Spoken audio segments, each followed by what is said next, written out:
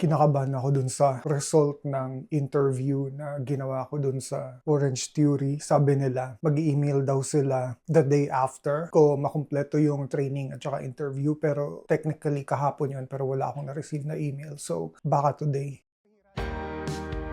Pero I think luto naman na to. No? Favorite namin na bilihan ng ice cream dito. Feeling ko hindi ko maiwabalance yung sarili ko dito. Ayun na.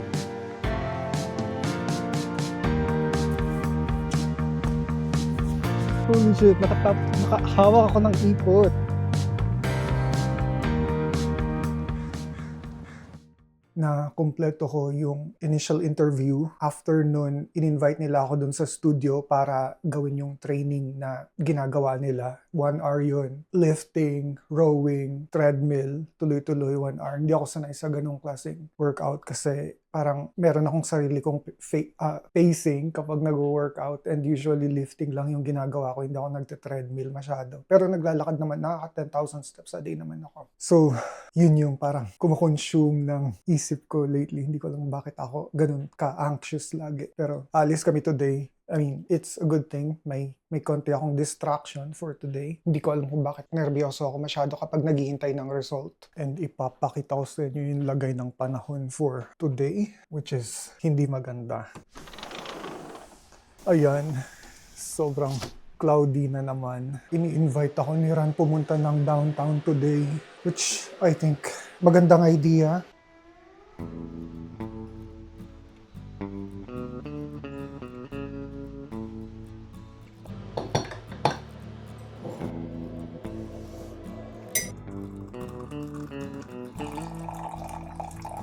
Hindi ko na-expect na lalabas yung araw today. Cloudy day the whole day, according sa forecast. Pero ayun nga, hindi na ganun ka-reliable yung forecast dito. Hello, Rhino. Hello, are you sleeping? Are you sleeping? Wanna give me a kiss? No? Okay. Goodbye.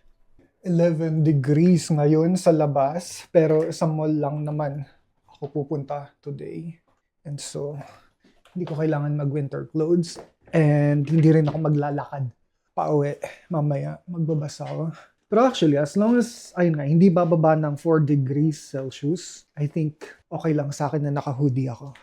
Let's go. Gusto ko yung nagbe-blend in yung damit ko dito sa mga puno ngayon. Kasi kulay orange din silang lahat. Pati yung kalsada, punong-puno ng kulay orange na dahon. Ganda. And syempre, hindi ko na naman chinek yung schedule ng bus. May app kasi yon na makikita mo real time kung nasa na yung bus dun sa map. So, tingnan natin ngayon kung anong oras yung dating niya. So, 4:23 na, and na-miss ko ng ilang minutes yung bus. 4:19 siya. Eksakto, nandito sa station. So, kailangan ko na lang maglakad ulit ngayon. Okay lang naman, 15 minutes walk lang naman yun.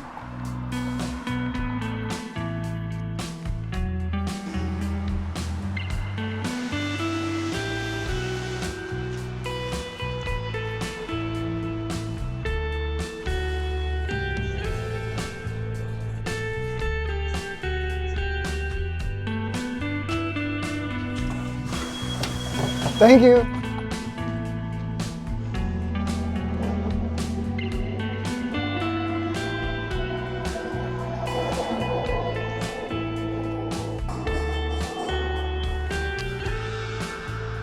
Papunta tayo ng VCC Clark, and every 5 or 6 minutes may dumadating na train.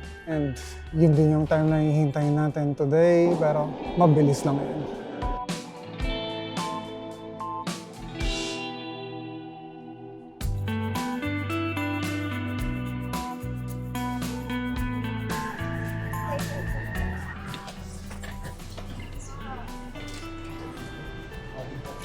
Pupunta muna kaming McDonald's kasi nangungulek kami ng stickers ng Monopoly, and merong McDonald's malapit dito. And meron daw free movie tickets si Ran today, 6:30, and meron pang 1 hour. So I think mag-stay muna kami sa McDonald's or mag-iikot-ikot din. I don't know. Magdi-dinner pa ba mamaya or hindi na? Yung meal, meron ba? Ikaw na lang mag-meal. Lahat yan may sticker. Tapos ako mag-burger na lang ako. Wala silang mga upuan dito sa baba. Actually, may parang dalawang table lang. Tapos, yung dalawa nakaharap na dun sa labas. Ito magandang seat. Yay! Nakuha na yung sticker nito, no? Gusto ko ng sumipsip ng kape. Dapat double-double. O dapat nga dalawang medium tas isang double-double. Open natin yung sticker nitong French fries. Ang hirap niya kunin. Okay. Bay of Fundy. So, I don't know. Makakatulong ba yun? Bay of Fundy. Red. I don't know kung ano yung kulay nito. At ang isa ay Wapas National Park. Wait lang. Kabit natin dito. Yellow. Next. Macreps. Ayun, Macreps. Kunin natin to. Lunenburg Harbor. And Montreal Airport ulit. Montreal Airport na naman. I think naka-apat na kami ng Montreal Airport. Anyways. So, naka-5 airport to Montreal sticker na kami. So, I think itong Halifax at saka Vancouver nasa east side to. Kaya hindi na kami nakakakuha. And then, dito, isang sticker na lang. Isang sticker, kulang. Dito rin, isang sticker na lang. May ticket na kami. Top FIFA. And ito, isang sticker na lang. Meron na kaming 5,000 prepaid GC. Isang sticker na lang para makakuha nitong 25,000 cash. Tapos Whistler sticker na lang para makakuha ng authentic autograph. Kulang kung anong klaseng authentic autograph to.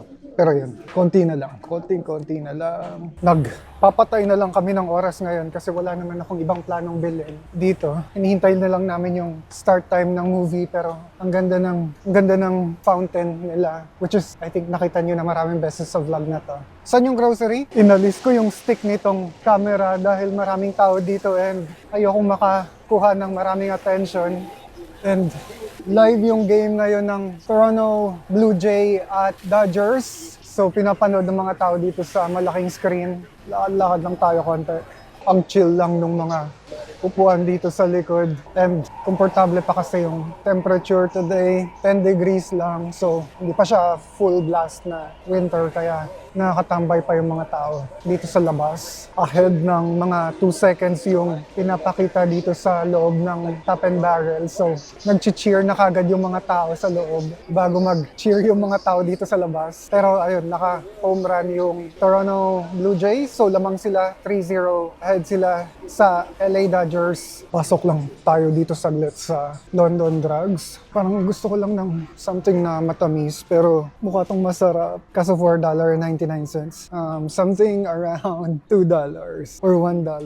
Actually, ito hindi na ito masama. $4 lang. Ay, $5.99 lang. And ganito nakarami. Kaso hindi ko pa na-try to. So, I don't know kung masarap ba siya. $3.99. Kaso wala na. Katatapos lang kasi ng Halloween kaya ang mura ng mga chocolates. Yung mga hindi na benta. Oh my God, tingnan nyo naman to. From $5.49, $1.99 na lang. Pero ayoko kasi ayoko ng candy rolls. Isa to sa mga pinaka-ayok talaga na sweets. And oh my God, ito yung paborito ko. $9 siya, tas $5.99 na lang. Mahigit 50% yung sale. Pero ang dami niya, hindi ko kayang ubusin lahat yan. I think this is perfect. $1.99 lang, 2 cups.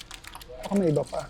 $1.99 lang rin. Pero I think ito na yung gusto ko. Let's go! Mag-start yung movie ng 6:30 and meron na lang tayong 15 minutes. Lakarin na natin. Borgonya, yung movie na panonoorin namin today and wala akong idea kung ano siya. Sa Emma Stone daw yung bida. Oh my God, nakalimutan ko kung saan na.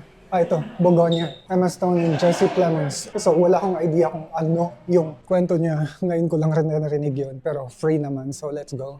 Frito from RBC.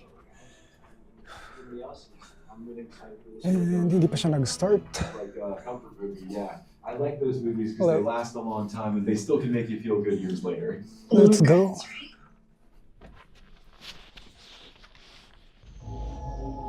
Doris Borgonya daw. So pre-show pa lang and usually late mag-umpisa yung mga pelikula dito. Hindi ko lang kung bakit. And hindi lang sa movie theater na to. Oh my God, the movie is a total mind Hindi ko sure kung may recommend ko ba siya sa mga tao, pero ay nakaka-bother siya. I think dapat talaga nire-review ko muna yung mga movie na pinapanood ko kasi hindi ko siya, have I known, hindi ko siya panonoorin. I don't know. Pero it's free, so yeah. Maganda yung pagkakagawa ng film, ang classic nung vibe niya. Hindi siya widescreen, tapos meron siyang halation at saka grain, so para siyang lumang pelikula nung 1970s. So, yeah, maganda yung aesthetic niya, pero yung story, yung parang almost gore siya. Medyo tense yung crowd sa baba. Tie na yung Toronto Blue Jay and LA Dodgers. So, kanina lamang yung Toronto ng 3.30 and ngayon tense yung mga tao dito sa mga bars at saka dun sa mga crowded area na may television set kung saan pinapalabas yung baseball game. Kain lang tayo saglit sa food court and kapag ka mga ganitong oras, pasado alas 8, nag-sale na yung bourbon, yung gusto namin kainan dito. Pero, tingnan nyo naman yung mga tao. Nagkukumpulan sila sa tapat ng screen. And although gusto ko si Otani, pero LA siya. And ayoko rin ma-disappoint yung mga tao ngayon. So gusto ko manalo yung Toronto para hindi tense yung train mamaya pag pauwi. Pero yan, pinapanood nila yung game. Tense ng crowd na yan.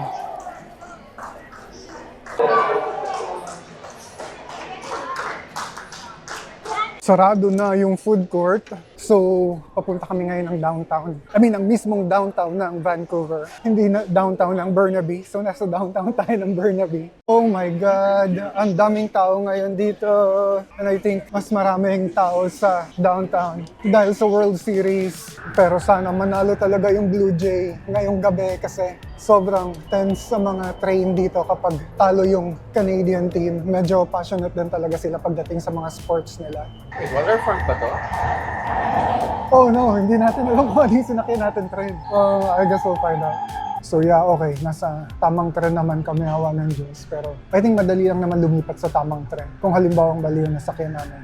7 degrees sa labas ngayon. And kinabit ko ulit yung selfie stick nitong 360. Kanina inalis ko kasi malamig siya sa kamay. Ngayon ito try ko i-survive kahit wala akong gloves. Bakal kasi yung, actually may cover siya na parang synthetic na leather pero bakal yung pinaka-base niya. So ramdam mo yung lamig talaga. Pero next time magsusot na ako ng gloves. And nandito na tayo officially sa downtown ng Vancouver. Punta tayo sa parang Korean restaurant na nagsaserve ng Korean street food. Yun yung dinner natin tonight. Natalo yung Toronto Blue Jay and medyo matamlay ngayon yung mga tao. Actually, hindi naman. Parang marami pa ring masaya. Oh, we don't know.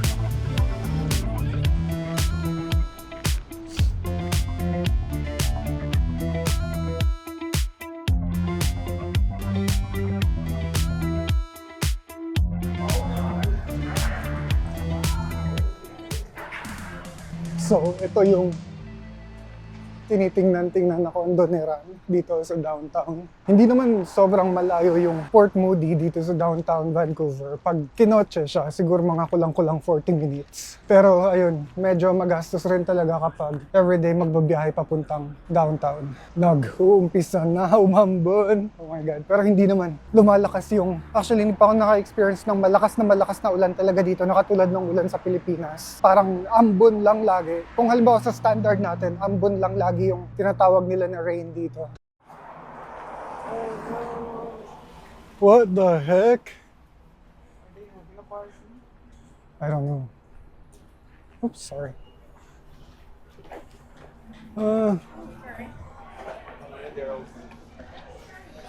Okay, akala namin close. Oh my God. Decoration lang pala nila. Pero, ang daming tao. I don't think kung nakakaupo kami. Ang ganda ng decoration nila, nakakapeke, nakakaloko. Akala namin sarado. Okay, yes, mayroon silang table for 2, pero kailangan natin umakyat.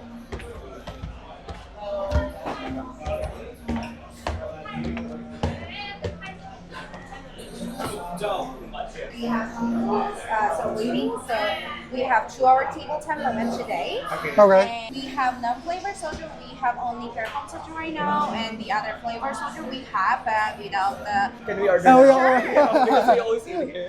Okay, Yeah. gotcha. Oh, we want this one. Okay, sure.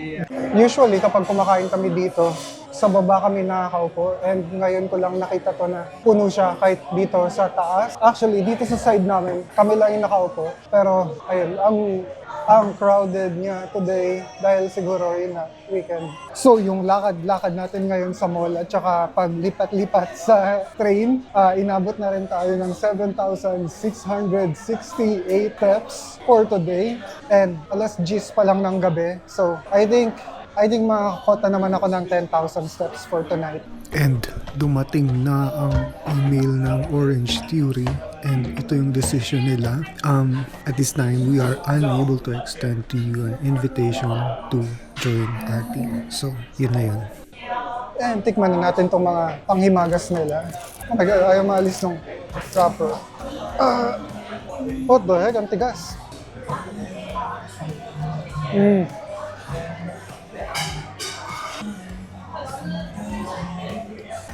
Thank you.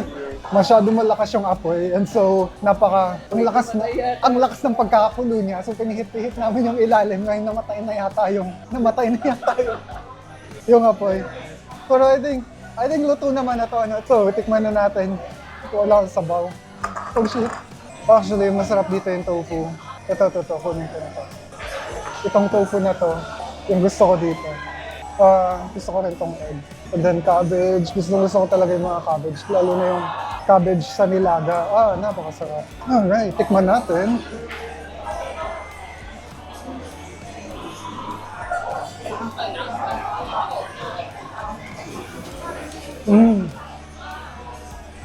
Kalmado lang siya. Sakto lang siya. Anong tawag dito? Yeah. Oh, what do you call this? This is fish cake. Oh, fish cake. Oh, what about this one? The same one, but like different shape. Oh, okay. Yeah. Okay, well, I think it tastes really good. Okay, so pareho palang fish cake. Magkaiba lang ng shape.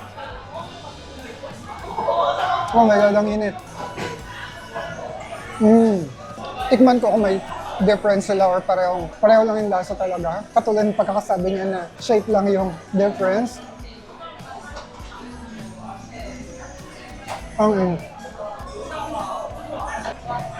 Actually, parang mas gusto ko to. Mukhang sobrang napalakas yung ambon kanina nung kumakain kami. Basa yung kalsada pero mabuti tumigil na ngayon. Nabusog ako sobra. Oh my God, ito yung look na gusto ko i-achieve. Yan yung green na pants na gusto ko na walang cuff. Tapos yung pataas, kulay green din. Pero hindi ako nakabili ng top sa Sports Check. And yung nabili kong bottom, although mura lang, hindi siya loose na ganyan, may cuff. Pero okay lang. Next year.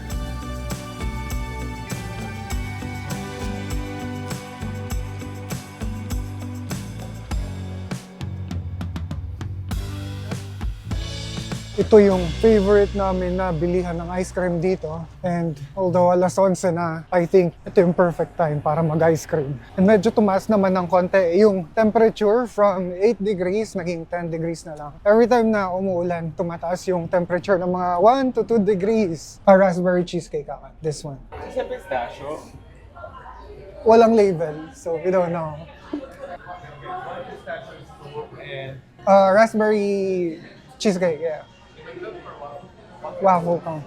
Oh my God, ang sarap tingnan itong cranberry pecan tart nila at saka pistachio pear tart. Actually, lahat sila masarap. Oh my God. At saka ito pang blueberry cheesecake nila. Pero ice cream lang yung afford natin today. And yung raspberry cheesecake, yung napili natin flavor today.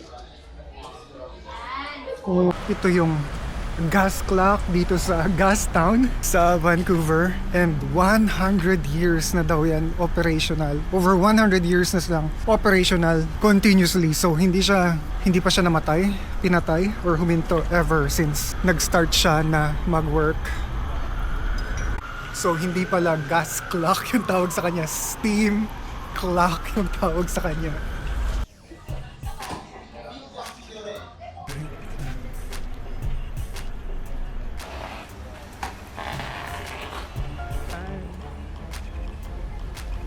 Or may event sa office, or rampa ka as a girl. You haven't done that?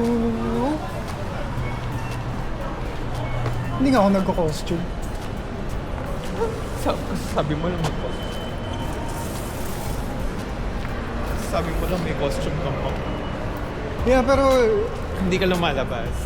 yeah, parang isang beses lang ako nag-costume, yung party lang sa Nasdaq.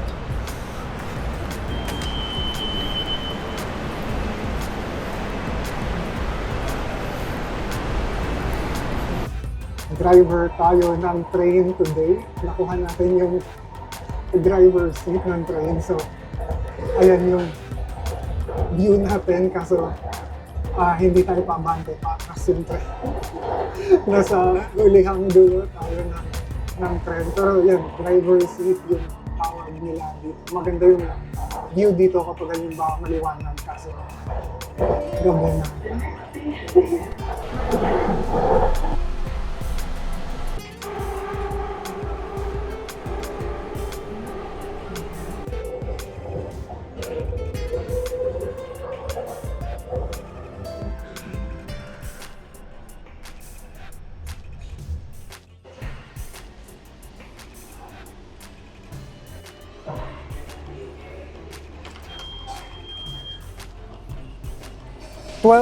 12:18 na. Pagod na ako. Oh my God. Parang feeling ko ang dami kong nagawa today. And in fairness, what? So lahat yun, 11,859 steps. Wait. Yesterday, okay. Kasi 12:18 na. So parang kinabukasan na ngayon.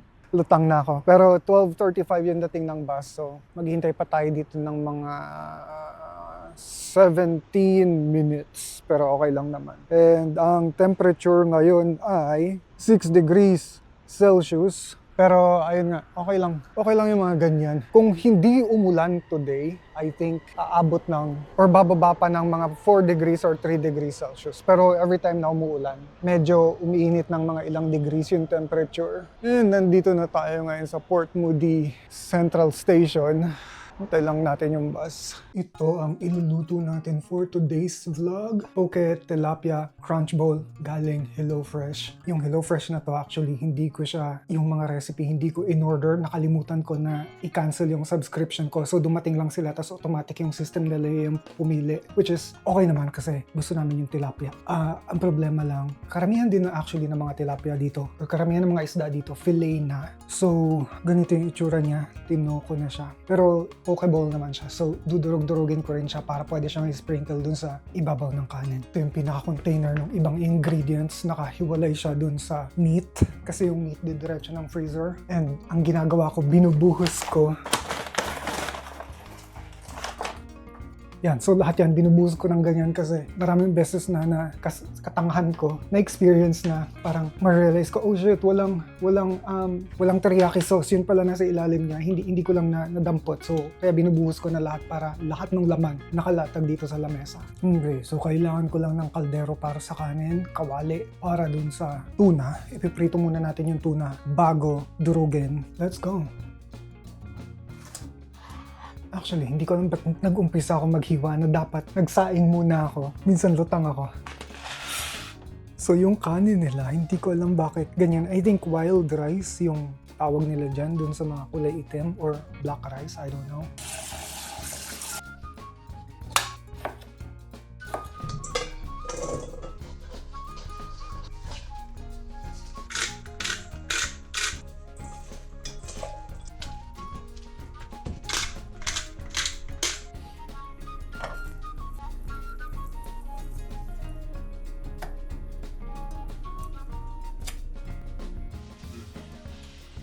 Yeah, you had a nice weekend? Yeah, we watched Bugonia. Yeah, I've never heard of it. Morano got free tickets, but if you're not into gore, don't watch it. It's Emma Stone. I wasn't really expecting her to appear in that kind of movie, but I wouldn't really watch it too if I know beforehand what it is. But yeah. It's a World War II movie? No, it's sci-fi, alien, but it's more of like gore, torture. Oh, Yeah. weird.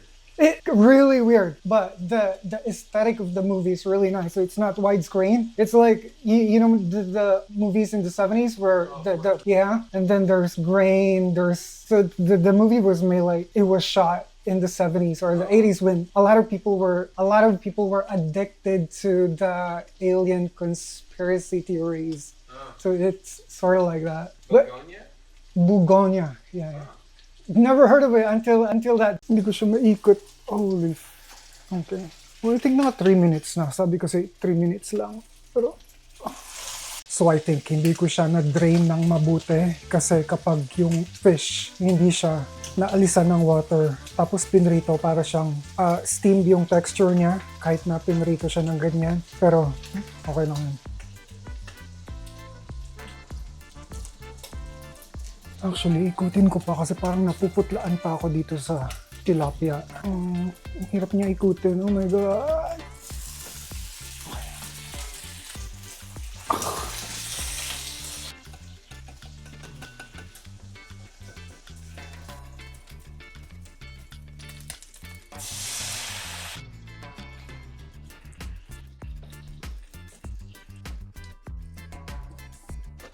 Okay, so dito sa picture, mapula or ma-brown-brown siya pero hindi ko alam kung bakit maputla yung akin. So, okay lang yan.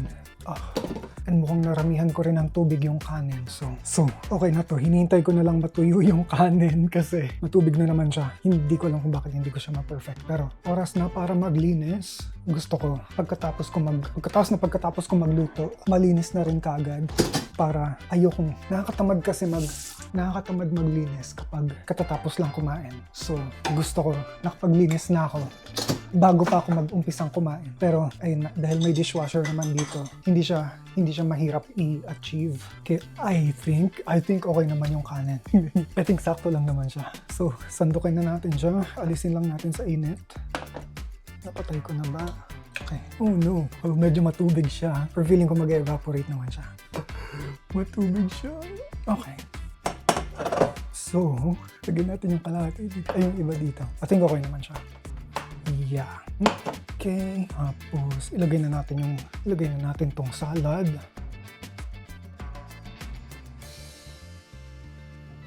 So far, so good. Tapos, ilagay na natin tong meat. Actually, hindi siya meat. Fish. Yeah, mukhang okay naman siya. Busin na natin yung cheese. Wala naman tayong ibang paggagamitan. So, ito na yung finished product. Mukha naman siyang masarap, di ba? Let's go. Alright, tikman na natin. Sakto yung dating mo. Gawin natin ng konti. Sarap. Poke bowl. Tilapia poke bowl. Ay, may sauce. Lagi ko nakakalimutan yung sauce. Ito pala. Oh my God. Actually, hindi ko masyadong gusto yung purple na lettuce. Parang mapait siya. Compare dun sa green at saka sa white na lettuce. Pero yun yung nilagay nila dun sa recipe. So, meron tayong teriyaki sauce kung gusto mong ilagay. Ay, oyster sauce pala to. Wala na pala. Tinapon na pala yung teriyaki. Hindi masarap? Sarap. Tasang bibimbap. Oo. Korean. Nakalimutan ko na kung ano yung Pero hindi to bibimbap. Korean. No, hindi siya Korean. Tilapia. It's Canadian. Poke bowl. Oh my God. May nag-iwan itong pumpkin nila dito sa forest. Ayan siya. Hindi ko sure kung kita sa angle na to. Pero, mukha siyang zombie pumpkin. Hindi man lang siya kinarve. I think mga 2 weeks na rin since last ako nakapaglakad dito sa forest dahil ulan ng ulan. And ngayon lang rin ako nakalabas ng maaga. Alauna pa lang ng hapon. Pero mukhang mag-aalas 6 na. Mabilis lang na steps check. So right now, 293 steps pa lang tayo. Kasi hindi pa tayo nakakalayo from bahay. And ang temperature today ay 8 degrees Celsius. Pero sabi nila, partly cloudy lang daw today. Pero sa totoo lang, halos isang buwan ng umuulan everyday.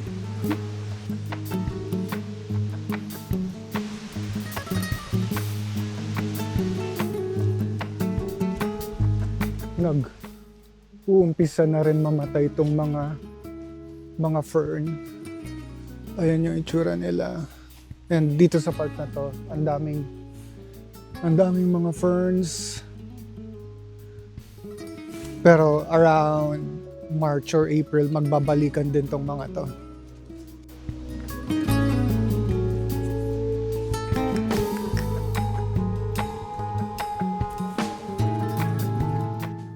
Hindi ko sure kung nilagay lang ba itong dalawang malaking bato na yan dyan, or naturally nandyan na talaga sila, and naturally yung mga tao na dumadaan dito nag-start na dumaan na lang rin talaga sa gitna ng dalawang bato na yan. Oh, nice na medyo lumiliwanag ng konti. Medyo lumalabas yung araw. Pero ang comfortable lang kapag halimbawa medyo pa-late fall na, medyo nagiging komportable na for me yung ganitong temperature, 5 degrees to 10 degrees, and hindi na siya malamig. Pero kapag halimbawa paumpisa pa lang yung November, parang ang lamig-lamig niya, and mas lalamig pa siya in the next coming months pag winter na. Sobrang masukal pa tong area na to nung nakaraan. And now, nalagas na lahat ng mga dahon at saka mga damo. Nandito tayo ngayon sa official na viewing deck nitong sawmill na binild noong 1800 and nag-close siya noong 1892. Which is over 100 years ago na siyang sarado. And I don't think makakapunta tayo dun sa parang pinaka-ruins niya talaga kasi high tide. And kapag high tide, lumulubog sa tubig yung pinaka-main path niya. And tingnan nyo tong artwork dito. Ang ganda ng carvings. So salmon to. And importante yung salmon sa culture ng indigenous people dito sa Canada. Etong mga crows na to, I think, naghanap sila ng bulate. Oh no, narinig yata nila tayo. Okay, sorry. Bye. Oh, actually, may tao dun sa dulo, so I think makakadaan tayo. Pero ayun nga, makitid na yung daan niya. Oh my God. Oh no, akala ko gooselings and goose. I think goose lang siya, tsaka mga pato. Naghihiwalay na silang apat.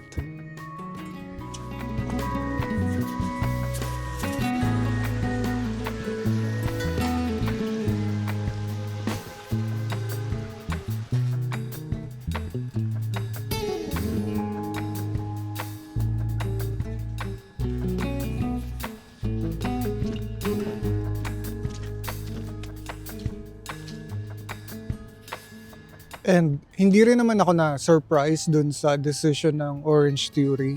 I think napaka-laking negligence sa part ko na ma-late dun sa interview. Pero sayang, parang gusto ko pa naman sana talaga makapag-work dun. Parang na-imagine ko na nag-work ako dun. Pero well yun, kasalanan ko rin.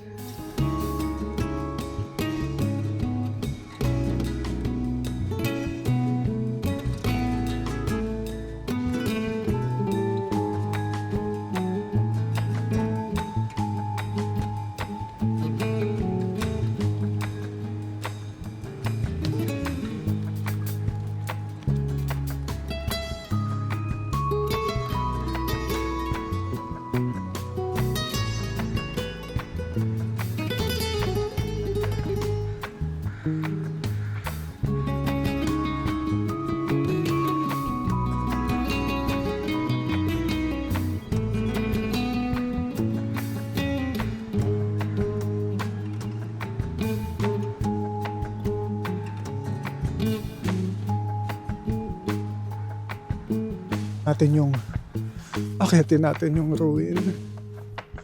And gusto ko mag-picture dun.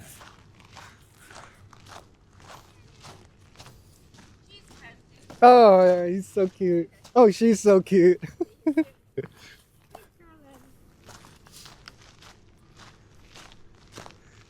Oh, so ganito yung itsura kapag high tide. Actually, itong nilalakaran natin.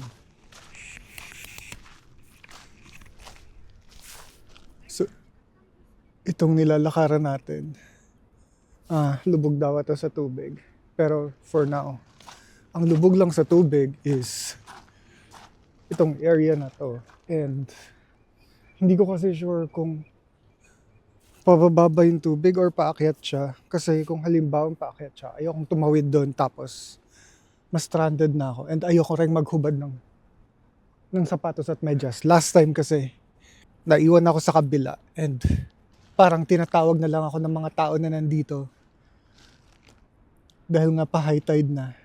And so, naghubad pa ako ng sapatos, medyas, and napakalamig ng tubig. Napakalamig ng tubig.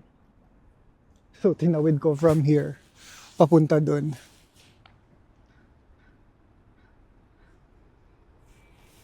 So, hindi ko matansya. Actually, okay, since nandito na lang rin naman na tayo. Far. Feeling ko hindi ko maibabalance yung sarili ko dito. Ayun na nga, oh my God. Wait. Left. Okay, I think kaya naman. Hindi na lang ako papatong dun sa mga nilagay nilang blocks kasi hindi sila stable. Pero ayun, wala akong choice dito. Bakit naman hindi stable yung mga blocks?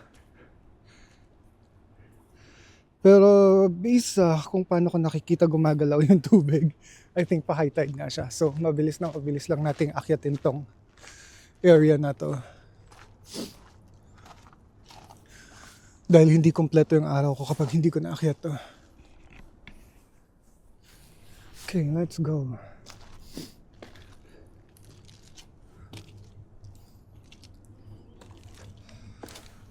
Alright. Yes. Ang ganda. Sampa lang tayo dito. Na-master ko na to. Ilang beses ko nang, holy shit, nakahawak ako ng ipot. Ew.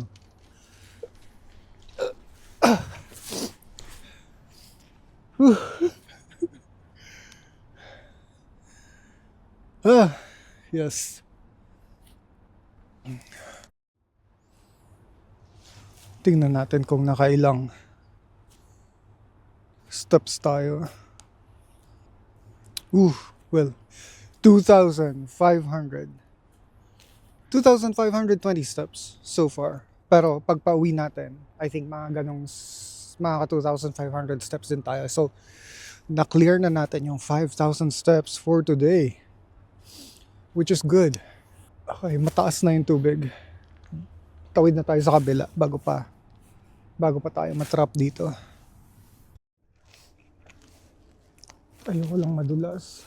And ayoko rin makahawak ulit ng ipot dahil kadiri.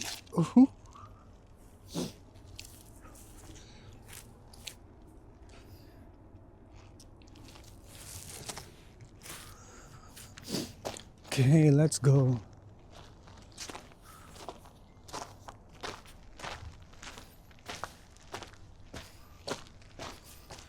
So yeah, pa-high tide nga dahil mas mataas na yung tubig than the last time na dumaan tayo dito, which is 5 minutes ago lang. And ngayon lubog na yung mga original na bato na tinapakan ko. Oh my God. Oh my God. Dapat siguro hinubad ko na lang yung sapatos ko nga. Oh, hello. Hello. Are you a good girl? Yeah? Hello. Oh. You're so pretty. Oh, do you want to kiss them? Oh. Oh, yes. Yeah, you want to look at them? No. He's trying to sniff the camera. Sa ngayon, since meron na lang few days bago mag 2026, hindi ko na-expect na makakahanap ako ng work. Pero siguro iti-take ko na lang tong holiday season as an opportunity to get some rest. Feeling ko masyado akong gigil or desperate. And I don't know, kapag desperate ako, that's when I make stupid decisions, stupid moves na nagkakamali ako. I think sobrang madaling maiwasan yung ma-late dun sa interview sa Orange Theory. And feeling ko yun lang yung reason kung bakit hindi ako natanggap. Kasi sobrang okay nung interviews, okay nung tryouts. Hindi ako makaisip pa ng ibang dahilan kung bakit hindi nila ako kukunin.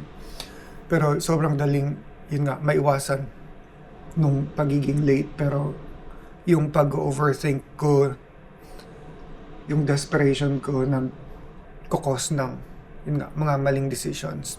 So, I will take yung holiday season na to as a mental break and then come back strong sa 2026. Yun lang muna for today and thank you sa pagsama sa akin. Kita-kits ulit next vlog. Bye!